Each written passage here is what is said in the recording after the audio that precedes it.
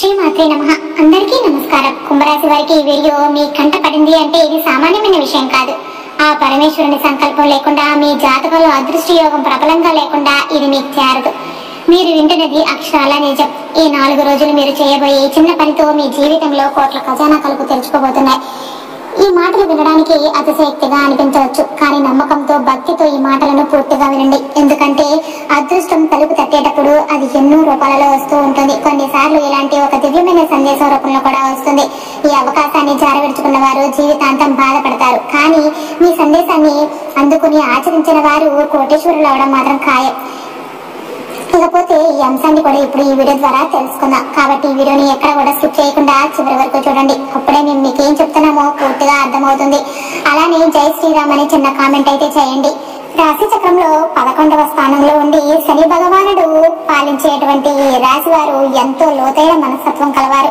కుంభం అంటే నిండుకుండా మీ జీవితం కూడా అన్ని రకాల ఐశ్వర్యాలతో సుఖ సంతోషాలతో నిండి ఉండాలని ఆ భగవంతుడి ఆశీస్సులు మీకు ఎప్పుడూ ఉంటాయి.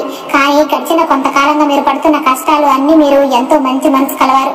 10 మందికి సాయం చేయాలనే తపన మీలో ఎక్కువగా ఉంటుంది. కానీ మీ మంచితనాన్ని లోకం అర్థం చేసుకోరు, మిమ్మల్ని అపార్థం చేసుకుంటారు.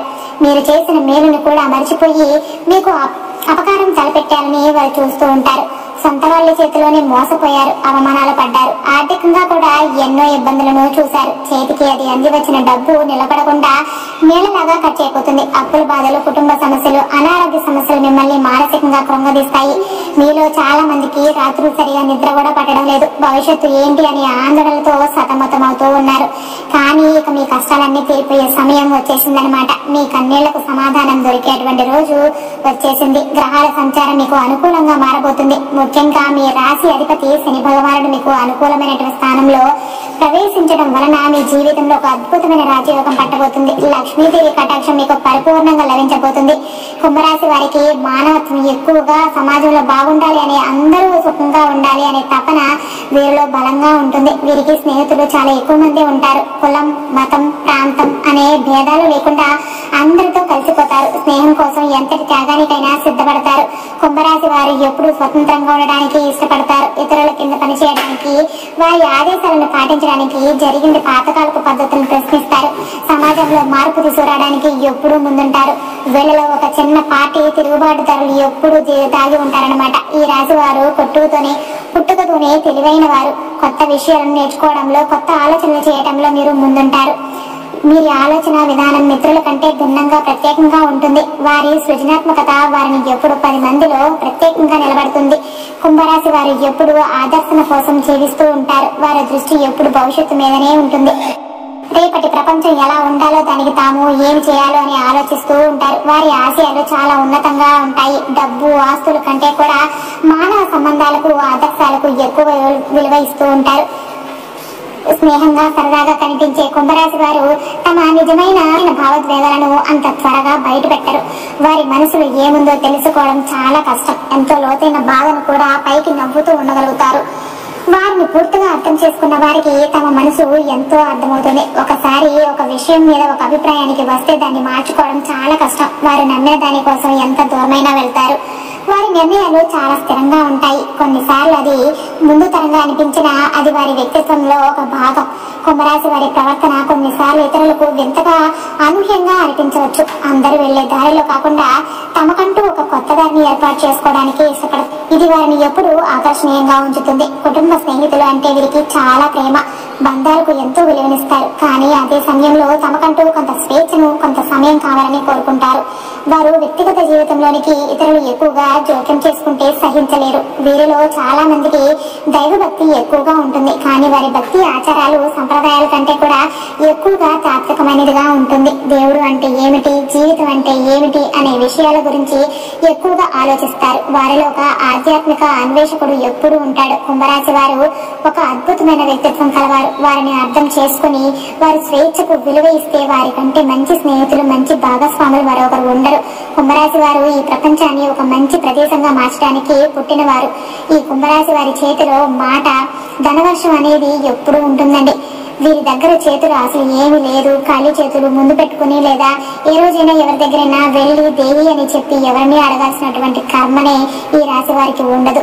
వీరికి చిన్నతనం నుంచి కూడా కష్టాల్లో సుఖాల్లో రకరకాలుగా అంటే అన్ని రకాల మధ్య పరిస్థితుల మధ్య అవ్వచ్చు ఇలా నలిగి పెరిగారు. అయినప్పటికీ కూడా వీరికి మాత్రం ఎప్పుడు కూడా డబ్బు అందుబాటు అనేది బాగా ఉంటుంది. అంటే ఈ కుంభరాశి వారు ఏ ఇంట్లో ఉంటే ఆ ఇంట్లో లక్ష్మీదేవి లక్ష్మీదేవి తాండవం ఉన్నట్లే అనమాట.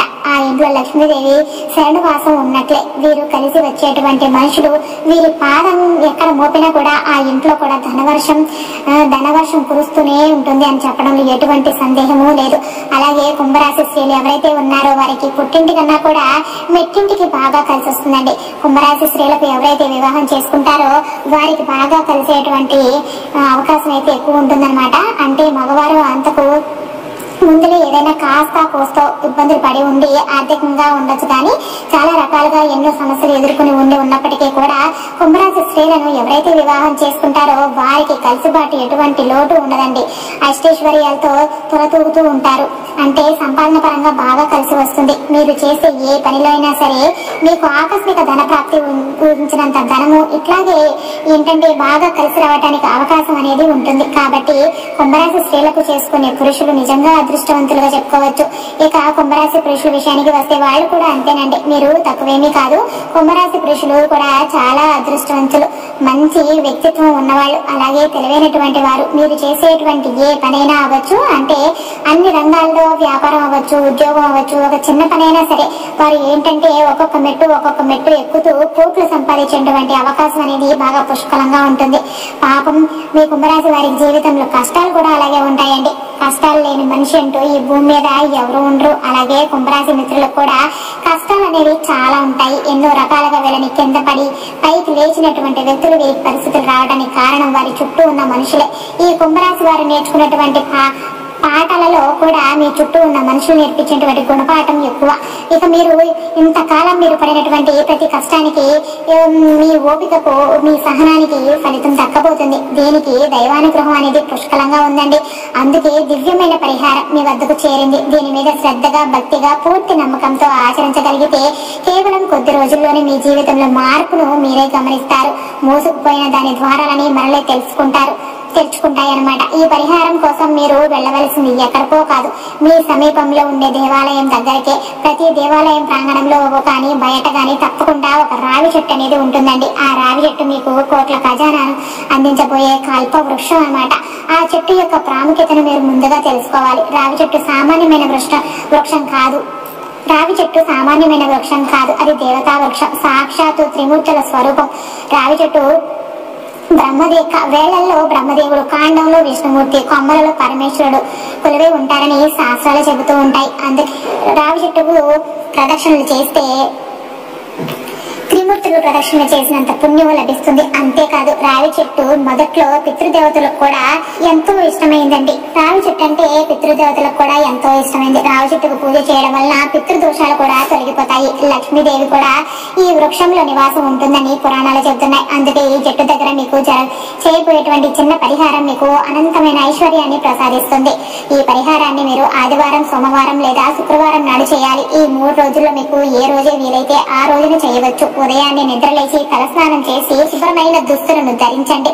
పొరపాటును కూడా నలుపు రంగు దుస్తులు ధరించకూడదు. ఎందుకంటే నలుపు రంగు శని ప్రత్యేక అయిన శుభకార్యాలకు మంచిది కాదు. ఆ రోజు మీరు పూర్తిగా శాకాహారాన్ని మాత్రమే పూజించాలి. ఎటువంటి పరిస్థితుల్లోనూ మాంసాహారాన్ని ముట్టుకోకూడదు. మనసును శరీరాన్ని పవిత్రంగా ఉంచుకోవాలి. ఆ తర్వాత ఒక రాగి చెంబులో శుభ్రమైన నీటిని తీసుకుని అందులో కొద్దిగా పంచదార, చిటికెడు పసుపు, చిటికెడు కుంకుమ వేసి కలుపుకోవాలి.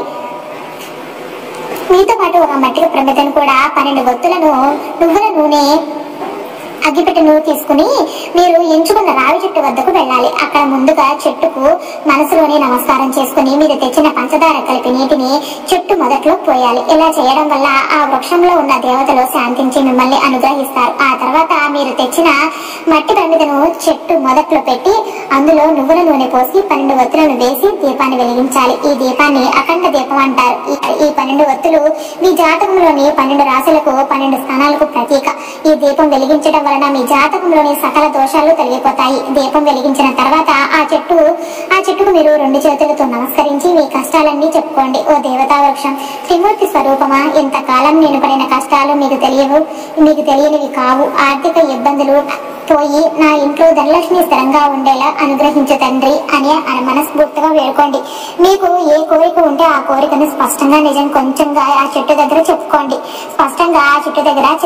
మీ పిల్లల చదువు గురించి కానీ, వివాహం గురించి కానీ, ఉద్యోగం గురించి కానీ, వ్యాపారం గురించి కానీ, ఏదైనా సరే మీ మనసులోని భారాన్ని అంతా కూడా దించండి. ఆ చెట్టులో కొలువున్న దేవతలు మీ చెప్పుకున్న దాన్ని కూడా తప్పకుండా లెక్కిస్తారు. ఆ అవకాశం ఉంటే ఆ చెట్టు చుట్టూ 11 ప్రదక్షిణలు కూడా చేయండి. ప్రదక్షిణలు చేసేటప్పుడు మనసులో ఓం నమో భగవతే వాసుదేవాయ నమః అనే మంత్రాన్ని జపించుకోండి. ఇది విష్ణుమూర్తికి ఎంతో ఇష్టమైన మంత్రం. ఇలా చేయడం వలన విష్ణుమూర్తి అనుగ్రహంతో పాటు లక్ష్మీ కటాక్షం కూడా మీకు లభిస్తుంది.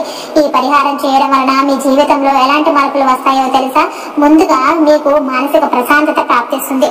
అనవసరమైన ఆందోళనలు, భయాలు తొలగిపోతాయి. ఇంట్లో ప్రశాంతమైన వాతావరణం ఉంటుంది. కుటుంబ సభ్యుల మధ్య సఖ్యత పెరుగుతుంది. ఆ తర్వాత ఆర్థికంగా చిన్న మార్పులు మొదలవుతాయి. రావాల్సిన డబ్బులు చేతికి వస్తాయి. అనుకోని చోటు నుంచి మీకు సహాయం లభిస్తుంది. కొంతమందికి వెంటనే ఫలితం కనిపించకపోవచ్చు, మరి కొందరికి కొంచెం సమయం పట్టవచ్చు. దానికి కారణం వారి జాతకాల్లో ఉన్న కర్మఫలాలు. కానీ నమ్మకాన్ని కోల్పోకుండా మీరు ఈ పరిహారాన్ని కొనసాగించారు కదండి. ఈ వీడియో మీకు నచ్చితే తప్పకుండా లైక్ చేసి జై శ్రీరామ్ అని చిన్న కామెంట్ అయితే చేయండి.